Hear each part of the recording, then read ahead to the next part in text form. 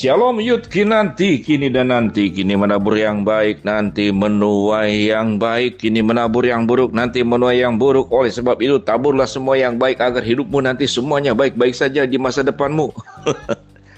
Sahabat Yud nanti kita mau bahas tentang biasanya kalau dalam usia Yud itu senang dengan supaya kekuatan-kekuatan gaib, pesugihan, kemudian pelet.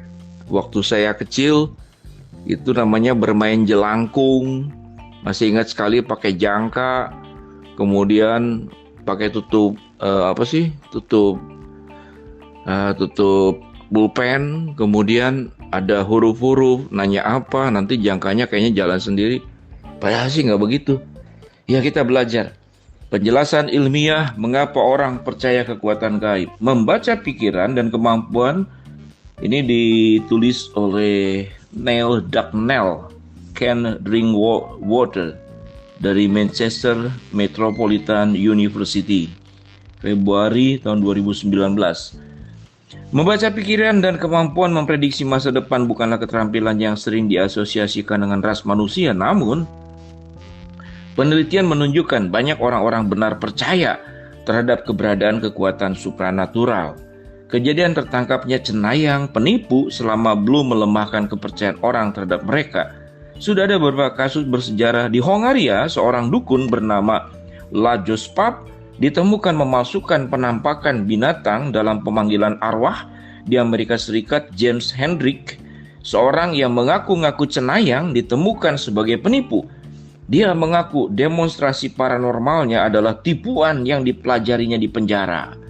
Contoh kasus besar lainnya melibatkan pendeta terkenal di televisi, yaitu Peter Popov.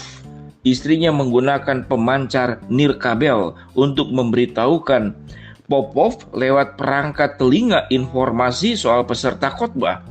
Popov mengaku telah mendapat informasi tersebut dengan cara paranormal, lalu menjadi terkenal dengan membawakan acara televisi nasional, di mana dia terlihat melakukan pengobatan ajaib kepada penontonnya.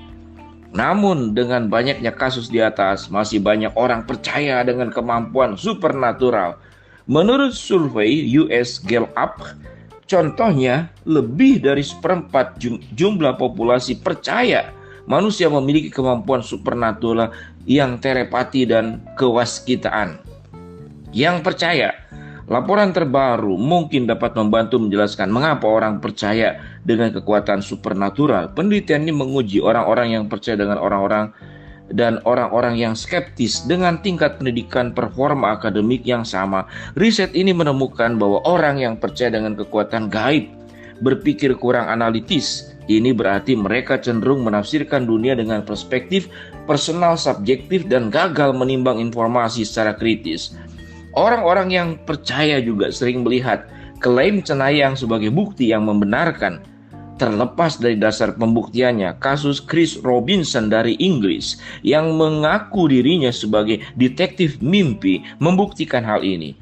Robinson mengklaim bahwa dirinya bisa memprediksi serangan teroris, bencana, dan kematian selebriti.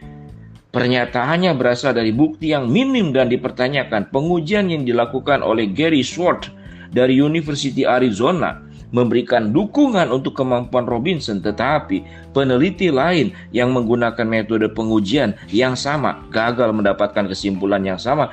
Seperti Stewart, kubur dan umum, klaim cenayang sering dibuat umum dan tidak jelas, seperti meramalkan kejatuhan pesawat dan kematian selebriti.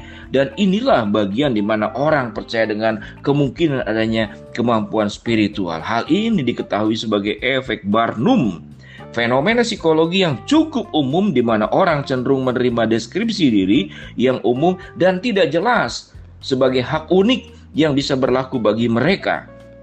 Satu penelitian menunjukkan orang-orang memberikan nilai dan akurasi yang tinggi pada deskripsi diri seharusnya dibuat khusus untuk mereka, tetapi sebenarnya cukup kabur dan umum hingga bisa berlaku juga bagi banyak orang lain. Hal ini berlaku bagi pemain sirkus Phineas Taylor Barnum yang memiliki reputasi sebagai manipulator psikologi umum. Mustahil dibuktikan. Banyak klaim cenayang juga tidak mungkin dibuktikan. Contoh klasik di Inggris, ada pendapat pesulap asal Israel Uri Geller yang mengklaim dirinya menghendaki bola bergerak dengan tendangan penalti Piala Eropa antara Inggris dan Skotlandia tahun 1996. Saat itu, bola bergerak secara spontan dalam keadaan tidak terkontrol, membuat tendangan pesepak bola Skotlandia Gary McAllister meleset ketika kemampuan Cenayang diuji secara ilmiah.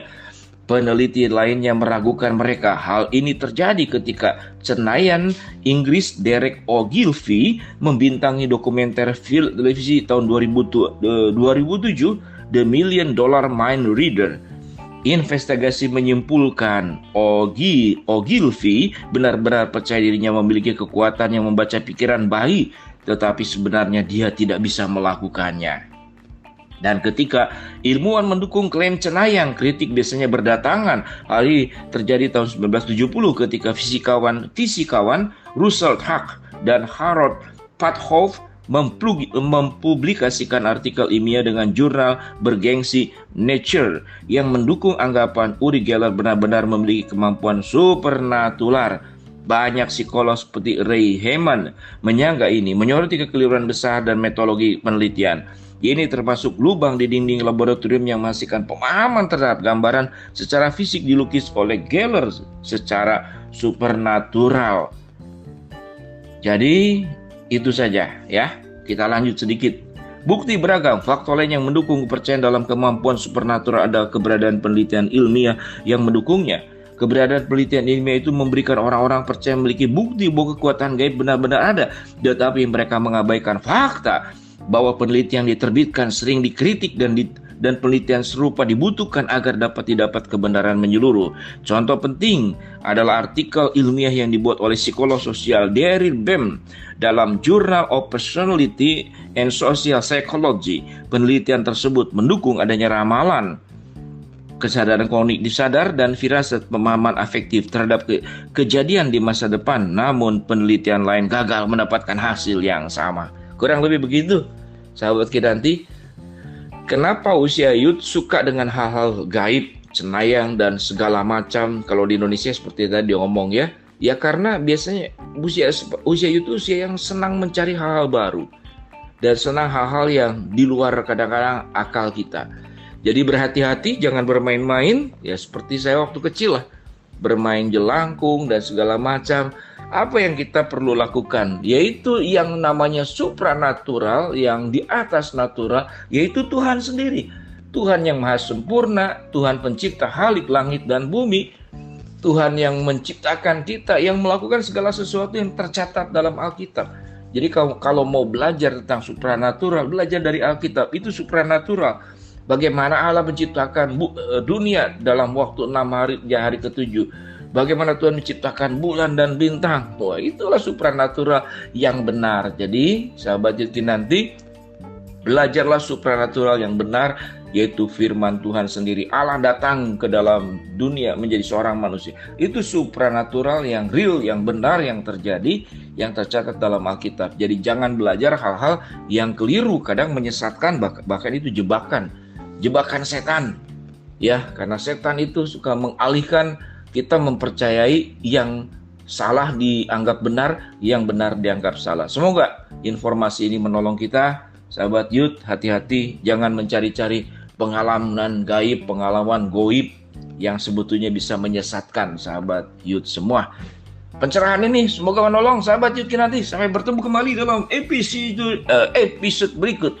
Sahabat youth nanti, kiri dan nanti, kini menabur yang baik, nanti menuai yang baik. Shalom.